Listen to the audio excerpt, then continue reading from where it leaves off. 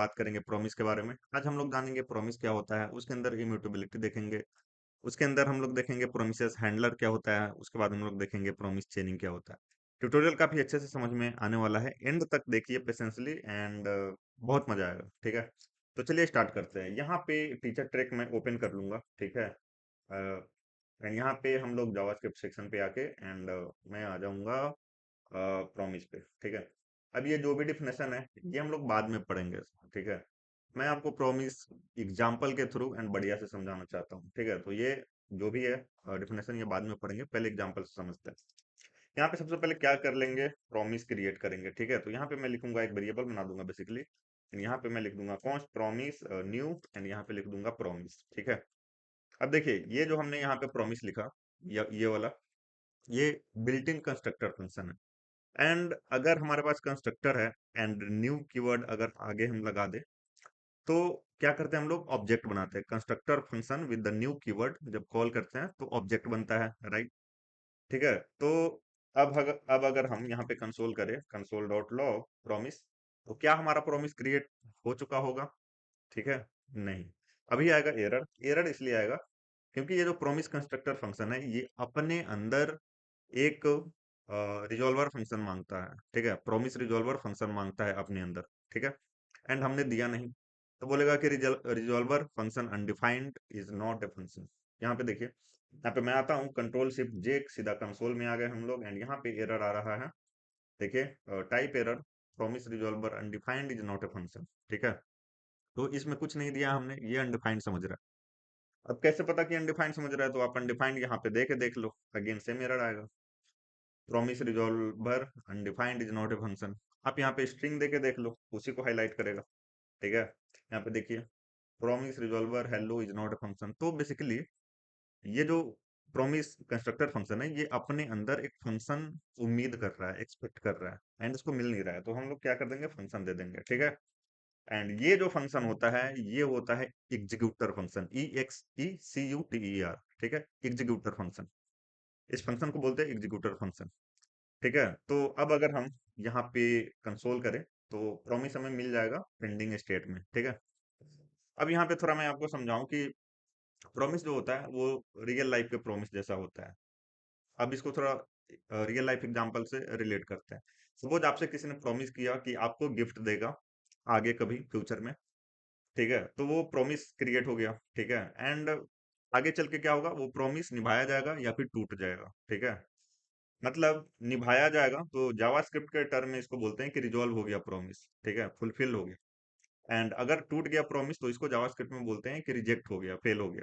ठीक है, एंड जब प्रॉमिस क्रिएट हुआ, मतलब जब आपसे किसी ने बोला कि मैं आपको गिफ्ट दूंगा 2 महीने बाद।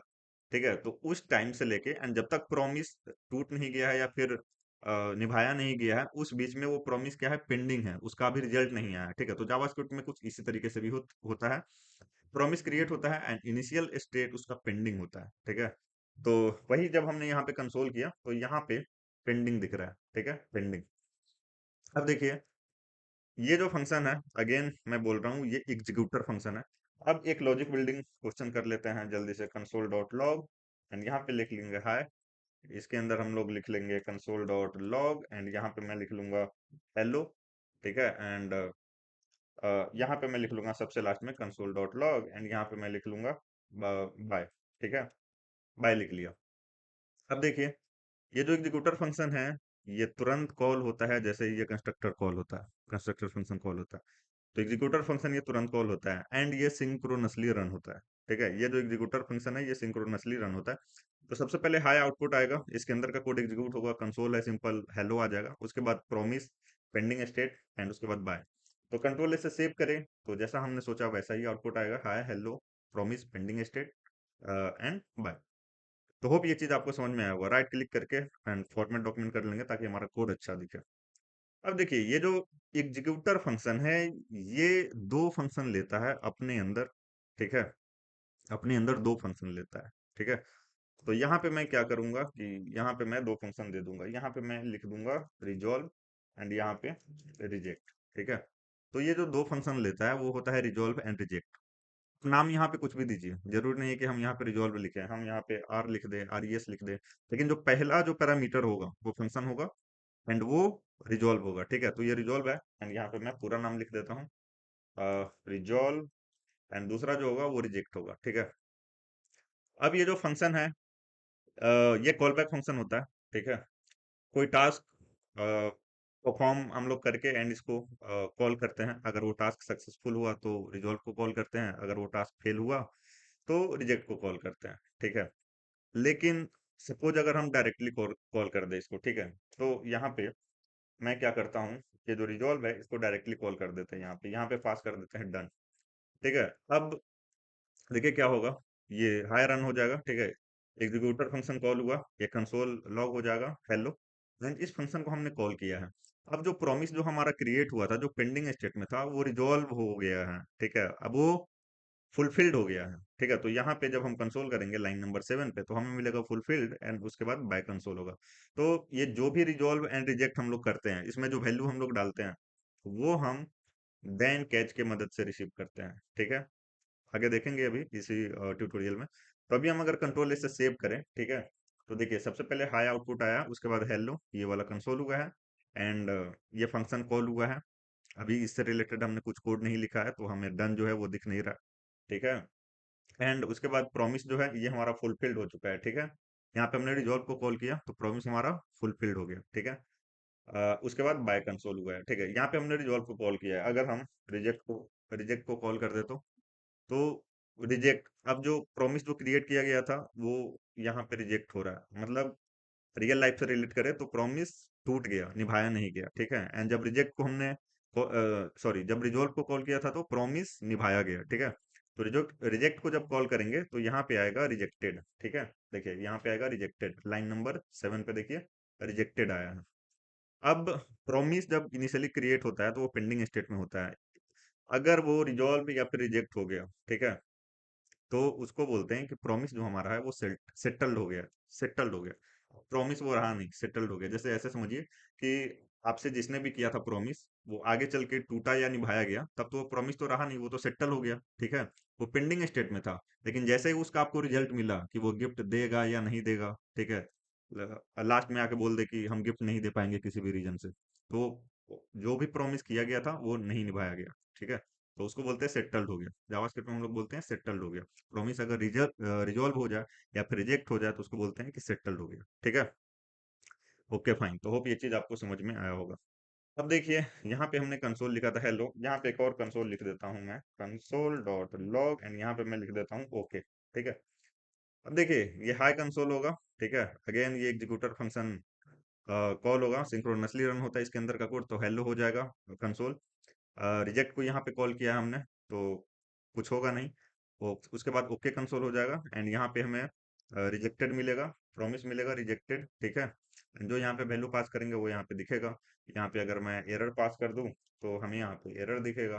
ठीक है, तो ये हमें दिख जाएगा, उसके बाद बाय दिखेगा, तो कंट्रोल से सेव करें यहाँ पे हम, तो hi hello okay error rejected and bye. तो होप ये चीज आपको समझ में आया होगा। ठीक है, अब देखिए जो भी हम जो रिजॉल्व एंड रिजेक्ट को जो कॉल करते हैं हम लोग यहाँ पे, ठीक है, एंड उसका जो वैल्यू होता है उसको देन कैच से रिसीव करते हैं, एंड इसी को बोलते हैं हम लोग promises handler. Then catch and finally, इन तीनों को बोलते हैं प्रोमिसेस हैंडलर।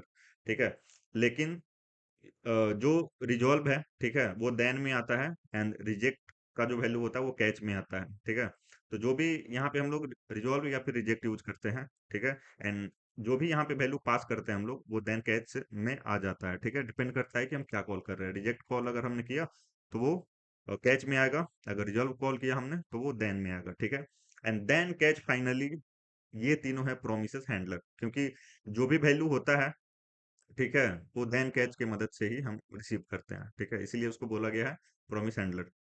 अब देखिए ये जो रिजॉल्व एंड जो रिजेक्ट है, ये जावास्क्रिप्ट इंजन का पार्ट है। ठीक है, ये जावास्क्रिप्ट इंजन प्रोवाइड करता है रिजॉल्व एंड रिजेक्ट जो फंक्शन है। तो आइए यहाँ पे, अब यहाँ पे हम क्या करते हैं, यहाँ पे ये जो प्रॉमिस हमारा जो वेरिएबल है, यहाँ पे इसको मैं यूज करूंगा प्रॉमिस डॉट एंड यहाँ पे लिखूंगा देन। ठीक है, एंड उसके बाद आप क्या कर सकते हो, देन के अंदर ही आप दो कॉल बैक फंक्शन दे सकते हो, ठीक है। एंड जो ये कॉल बैक फंक्शन होता है वो एसिंक्रोनसली एग्जीक्यूट करता है। अगेन मैं क्या बोल रहा हूँ, एसिंक्रोनसली एग्जीक्यूट करता है देन के अंदर जो दो कॉल बैक फंक्शन होता है। तो यहाँ पे मैं दो कॉल बैक फंक्शन दूंगा, ठीक है। कंसोल डॉट लॉग, एंड यहाँ पे मैं लिख दूंगा पहले मैं स्ट्रिंग में लिख दूंगा यहाँ पे RES, एंड उसके बाद यहाँ पे RES लिख दूंगा। ये देखिए एक कॉल बैक हुआ, ठीक है। उसके बाद यहाँ पे दूसरा कॉल बैक देंगे, तो नेक्स्ट लाइन में यहाँ पे दे देते हैं, ठीक है। यहाँ पे दूसरा कॉल बैक दे देंगे एरर के लिए, ठीक है। तो एरर, अगर एरर है तो console dot log and error console कर दो, अगर एरर है तो, ठीक है। इस तरीके से। अब देखिए ये जो देन है, इसके अंदर हमने दो कॉल बैक फंक्शन दिया है, एक ये। पहला जो कॉल बैक फंक्शन होता है वो होता है रिजॉल्व के लिए, एंड दूसरा जो होता है वो होता है रिजेक्ट के लिए। एंड हमने यहाँ पे कॉल क्या किया है, हमने यहाँ पे कॉल किया है रिजेक्ट, ठीक है। तो किस में जाएगा, ये सेकंड वाले में, ठीक है। तो सेकंड वाले में जाएगा तो एरर कंसोल होगा जो हमने स्ट्रिंग में डाला है, एंड जो यहाँ पे हम वैल्यू पास कर रहे हैं वो इसमें आएगा, ठीक है। यहाँ से रिसीव करेगा एंड यहाँ पे कंसोल कर देगा, ठीक है। तो यहाँ पे हमने पास क्या किया है, एरर। सपोज यहाँ पे लिख देता हूँ मैं समथिंग वेंट, एंड यहाँ पे लिख देता हूँ रॉन्ग, इस तरीके से, ठीक है। रिजेक्ट में हमने पास कर दिया something went wrong, and reject हमने कॉल किया है इसलिए सेकंड वाले कॉल बैक में आएगा, एंड यहाँ पे वैल्यू रिसीव हो जाएगा समथिंग वेंट रॉन्ग, एंड यहाँ पे कंसोल हो जाएगा। लेकिन एक और ध्यान देने वाली बात है, अगर हम आउटपुट ऑर्डर का बात करें तो सबसे पहले हाई कंसोल हो जाएगा, उसके बाद हेलो, ये रिजेक्ट फंक्शन है, ये सिंपली कॉल हो जाएगा, उसके बाद ओके कंसोल हो जाएगा, उसके बाद ये प्रॉमिस जो रिजेक्टेड स्टेट में था वो कंसोल हो जाएगा। एंड ये जो है ये एसिंक्रोनसली काम करता है, तो सबसे पहले बाय कंसोल होगा, ठीक है। एंड ये एसिंक्रोनसली काम करता है, उसके बाद अ, ये कंसोल होगा एरर वाला। तो अगर हम कंट्रोल सेव करें एंड यहाँ पे आउटपुट देखें तो देखिए सबसे पहले हाय हेलो ओके, उसके बाद प्रॉमिस रिजेक्टेड स्टेट, एंड उसके बाद देखिए बाय कंसोल हुआ है, एंड लास्ट में ये एरर वाला कंसोल हुआ है। अब प्रूफ आपको मैं दे देता हूँ कि ये जो कॉलबैक है वो इस सिंक्रोनस एसिंक्रोनस है, इस तरीके से कि यहाँ पे मैं सिंपली सिंक्रोनस लिख दूंगा, कॉलबैक हटा के सीधा एक कंसोल लिख लेते हैं, ठीक है। एंड यहाँ पे मैं लिख लेता हूँ आई एम कैच, ठीक है। कैच के जगह जो कैच की जगह जो हमने कॉलबैक डाला था वहां पे सिंपली कंसोल डाल दिया, ठीक है। तो अब जो कॉलबैक था वो हट चुका है, अब सिंपली कंसोल है। तो अब देखिए अब सबसे पहले हाई कंसोल होगा, उसके बाद हेलो, उसके बाद ओके, उसके बाद ये प्रॉमिस, उसके बाद आई एम कैच। क्योंकि रिजेक्ट में रिजेक्ट को हमने कॉल किया है तो अगेन ये पहले वाले फंक्शन में नहीं जाएगा, दूसरे वाले आर्गुमेंट में जाएगा, पहले वाले आर्गुमेंट में नहीं जाएगा, दूसरे वाले में जाएगा, एंड यहाँ पे देखेगा कि कॉल बैक नहीं है तो सिंपल जो कंसोल है वो कंसोल कर देगा। तो पहले ये कंसोल होगा, उसके बाद बाय कंसोल होगा। तो अगर मैं कंट्रोल से सेव करूँ यहाँ पे तो देखिए आई एम कैच पहले आया है, उसके बाद बाय आया है। तो होप ये चीज आपको समझ में आया होगा, ठीक है। अब देखिए यहाँ पे क्या है, यहाँ पे मैं क्या करता हूँ, ये तो आपको समझ में आ गया। अब देखिए यहाँ पे मैं इसको कर दूंगा कमेंट, ठीक है। अब मैं क्या करता हूँ, ये जो मैं बताया था कि देन के अंदर ही आप दो कॉल बैक डाल सकते हो, रिजॉल्व एंड रिजेक्ट के लिए होगा। लेकिन थोड़ा सा पीछे चलते हैं यहाँ पे, एंड ये जो कंसोल है ये हटा के मैं दो कॉल बैक रहने देता हूँ जब था। अब देखिए यहाँ पे हमने रिजेक्ट को कॉल किया था, यहाँ पे सपोज आप अभी मैं एरर को रिजॉल्व को कॉल करता हूँ, तो यहाँ पे रिजॉल्व को कॉल कर दिया, एंड यहाँ पे लिख देता हूँ गेट डेटा, इस तरीके से।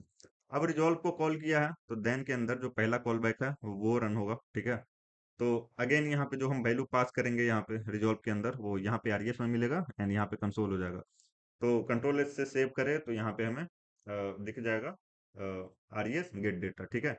एंड अगेन ये एसिंक्रोनस कॉल बैक है, ठीक है। तो ये बाद में कंसोल हुआ है, पहले बाय कंसोल हुआ है। तो इसमें कंफ्यूज होने वाली कोई बात नहीं है। अब यहाँ पे देखिए इम्यूटेबिलिटी समझ लेते हैं, ठीक है। एक बार प्रॉमिस रिजॉल्व या रिजेक्ट हो गया तो उसका आप स्टेट चेंज नहीं कर सकते हो, ठीक है। जैसे यहाँ पे मैंने क्या किया है, रिजॉल्व को कॉल किया है, ठीक है। एंड यहाँ पे मैं क्या करता हूँ, यहाँ पे मैं रिजेक्ट को कॉल करता हूँ, ठीक है। यहाँ पे मैं रिजेक्ट को कॉल कर देता हूँ, एंड यहाँ पे लिख देता हूँ समथिंग वेंट रॉन्ग, इस तरीके से मैं लिख दिया, ठीक है। अब ये एक बार रिजॉल्व हो गया तो आप आगे कुछ भी लिख दो, रिजेक्ट या फिर कुछ भी, ये इफेक्ट नहीं करेगा, इग्नोर हो जाएगा ये, ठीक है। तो अगर हम कंट्रोल से सेव करें तो सेम आउटपुट आप देख सकते हैं यहाँ पे, ठीक है। एंड ये जो रिजॉल्व है ये कॉल हो गया है, एंड ये जो है ये रिजेक्ट ये इग्नोर हो गया है, एंड अगर हम सबसे पहले रिजेक्ट को कॉल करें, ठीक है, रिजेक्ट को कॉल करें तो ये किस में आएगा, ये आएगा दूसरे वाले कॉल बैक में, एरर वाले सेक्शन में, ठीक है। एंड इस टाइम रिजॉल्व इग्नोर हो जाएगा, ठीक है, लेकिन उसके अंदर जो सिंक्रोनस कोड है वो एग्जीक्यूट होगा, जैसा कि आप देख सकते हैं यहाँ पे हो रहा है, हाय हेलो ओके बाय, ये सब, ठीक है। तो होप ये चीज आपको समझ में आया होगा। अब मैं ये जो है इसको मैं कमेंट कर दूंगा, ठीक है। एंड यहाँ पे मैं क्या करूंगा, एक और तरीके से समझाने का आपको कोशिश करते हैं, मतलब बताते हैं एक और तरीका आपको। यहाँ पे आप देन कैच सेपरेटली भी लिख सकते हो। यहाँ पे मैं लिख देता हूँ देन, एंड यहाँ पे आरईएस, ठीक है, एंड यहाँ पे लिख देता हूँ कंसोल डॉट लॉग, एंड यहाँ पे आरईएस, ठीक है। एंड इसको थोड़ा ऊपर ले लेते हैं ताकि आपको दिखाई दे अच्छे से। एंड यहाँ पे मैं लिख लूंगा डॉट कैच, ठीक है। एंड यहाँ पे मैं लिख लेता हूँ एरर, अगर एरर है तो एरर कंसोल करवा देंगे हम, ठीक है। यहाँ पे एरर इस तरीके से, ठीक है। एंड यहाँ पे अगेन थोड़ा सा स्ट्रिंग डाल देते हैं हम लोग, ERR, एंड ऊपर में डाल देते हैं आरईएस, ठीक है, आरईएस। यहाँ पे मैं डाल देता हूँ आरईएस इस तरीके से, ठीक है। यहाँ पे हमने क्या किया है, कंट्रोल से सेव कर लिया। अब देखिए सेम काम करेगा, ठीक है। अब अगर रिजेक्ट को कॉल करेंगे, यहाँ भी इग्नोर हो जाएगा बाद वाला। रिजेक्ट को कॉल करेंगे तो ये कैच में आएगा, जैसे कि यहाँ पे अभी कैच में आया है, देखिए एरर कैच में आया है। एंड अगर हम रिजॉल्व को कॉल करेंगे, जैसे अभी मैं रिजेक्ट को कमेंट कर देता हूँ, ठीक है, तो रिजॉल्व कॉल होगा तो ये देन में आएगा गेट डेटा, ठीक है। तो होप ये चीज आपको समझ में आया होगा, ठीक है। ये था इम्यूटेबिलिटी, कि एक बार प्रॉमिस का स्टेट जो हो गया वो चेंज नहीं होगा। अब देख लेते हैं प्रॉमिस चेनिंग, एंड फाइनली भी देख लेते हैं यहाँ पे, ठीक है। तो यहाँ पे मैं फाइनली भी डाल देता हूँ, ठीक है। तो उसके बाद हम लोग देखेंगे प्रॉमिस चेनिंग। फाइनली में अगेन ये कॉल बैक लेता है, तो यहाँ पे मैं क्या कर देता हूँ, मैसेज इस तरीके से, ठीक है।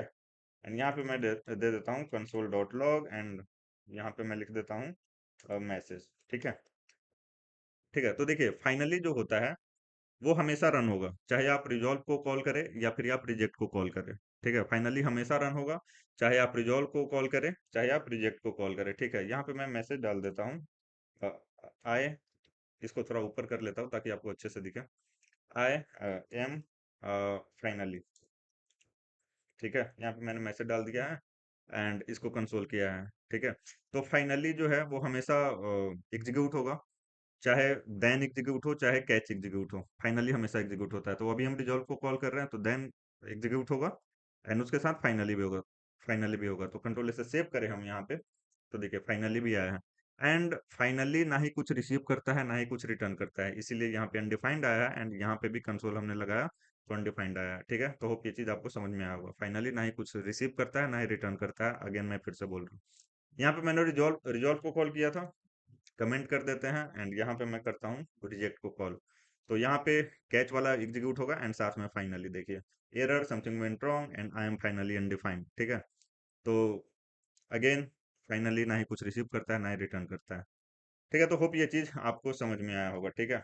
अब देखिए यहाँ पे हमने रिजेक्ट को कॉल कर दिया, ठीक है, या फिर रिजॉल्व को कॉल कर दिया, किसी को भी कॉल कर दिया, तो हमने रिजॉल्व और रिजेक्ट को कॉल कर दिया, तो हमारा जो प्रॉमिस था वो क्या था, सेटल्ड था, ठीक है। तो यहाँ पे मैं लिखता हूँ प्रॉमिस, एंड ये क्या था, सेटल था। तो कंट्रोल ऐसे सेव करें तो ये फुलफिल्ड हो चुका है, मतलब सेटल्ड है।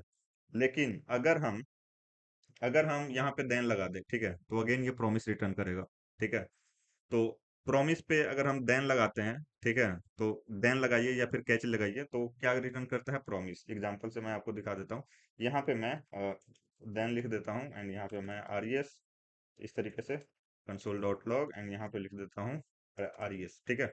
मैंने देन लगाया, ठीक है। अभी हम प्रॉमिस को सिर्फ कंसोल कर रहे थे, तो क्या दिखा रहा था, फुलफिल्ड। लेकिन अगेन मैंने देन लगा दिया तो अगेन ये प्रॉमिस रिटर्न करेगा। तो कंट्रोल से सेव करते हैं, तो देखिए अगेन प्रॉमिस रिटर्न कर रहा है एंड पेंडिंग स्टेट में है, ठीक है।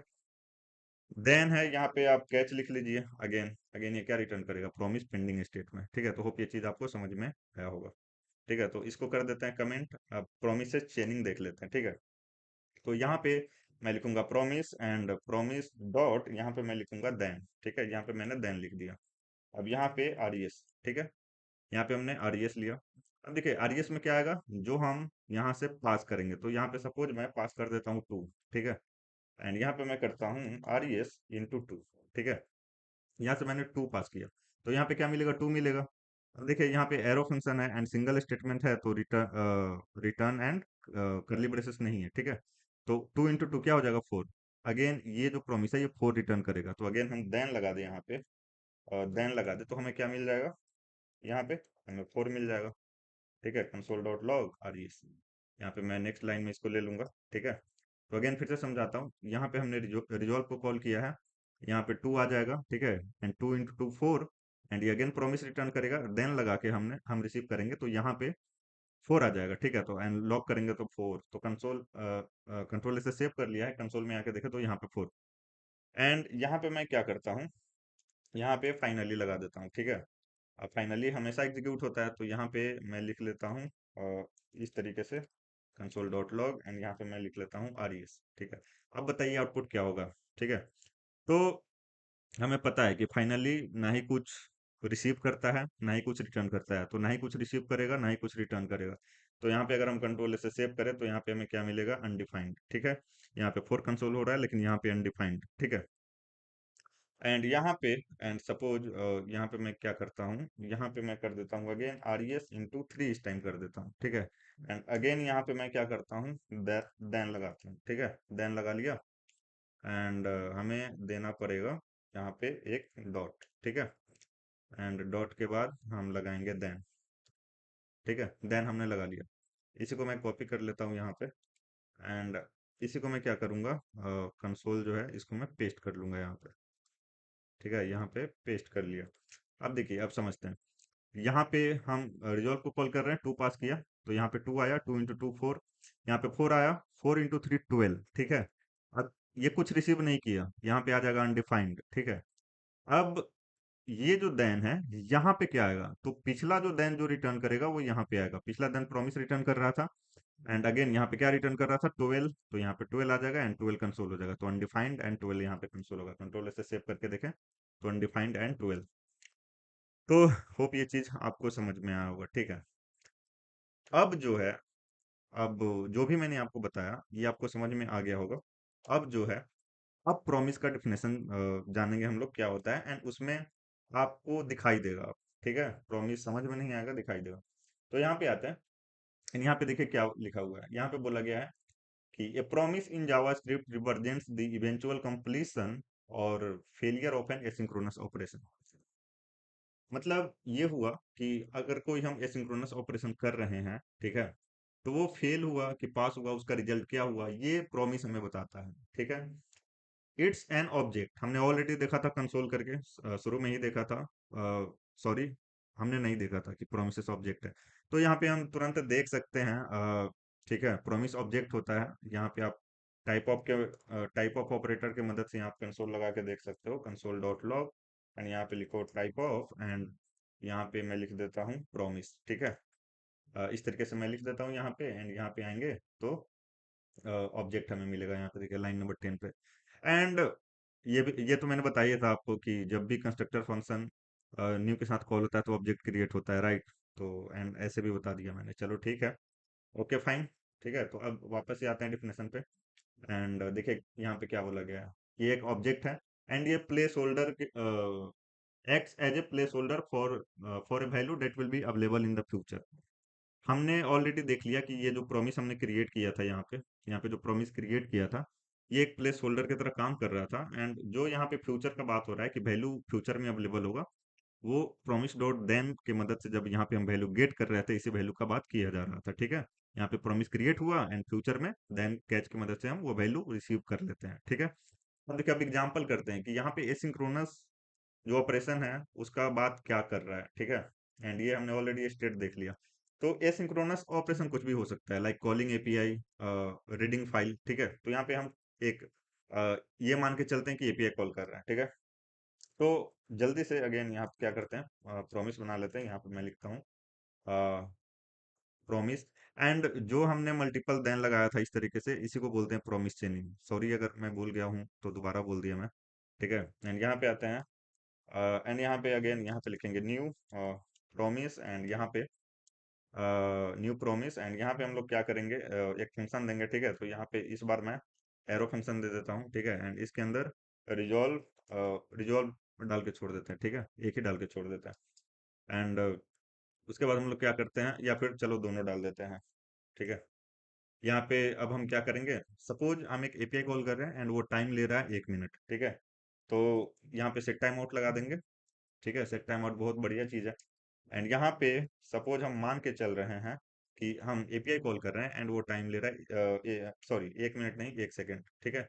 1 सेकेंड टाइम ले रहा है एंड आफ्टर 1 सेकेंड रिजल्ट मिल जा रहा है। तो हम आरईएस में क्या करेंगे, यहाँ पे पास कर देंगे, ठीक है।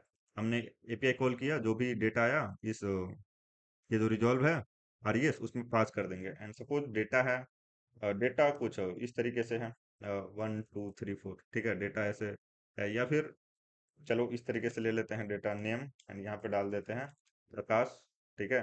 एंड यहाँ पे डाल देते हैं एज एंड 1 सेकेंड, चलो उसको ठीक कर लेंगे। यहाँ पे डाल देते हैं 26 एंड ये एरे नहीं, ये ऑब्जेक्ट होगा यहाँ पे, तो इसको ठीक कर लेते हैं, ठीक है।